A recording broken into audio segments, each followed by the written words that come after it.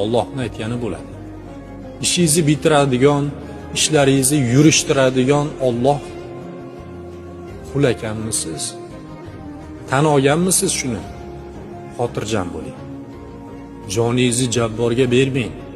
Sababini qilyapsizmi? Bugun bo'lmasa, ertaga albatta bo'ladi inshaalloh. Agar sizga yaxshiligi bo'lsa, o'sha harakat qilayotgan narsangizni oxiri sizga bir yaxshilik bo'lsa albatta bo'ladi. Bo'lmadimi demak, bu meni yaxshiligimga emas deng. Tan bering, tavakkal qiling. Bizni qilgan rejalarimiz puxta bo'lmasligi mumkin. Lekin Alloh taolo reja qiladi, unda xatolik bo'lmaydi. Undan xatolik topa olmaysiz. Joningizni jabborga berib, o'zingizni bunchalik qiynamang. Sababini qiling, qolganini Allohga kifoya qiling.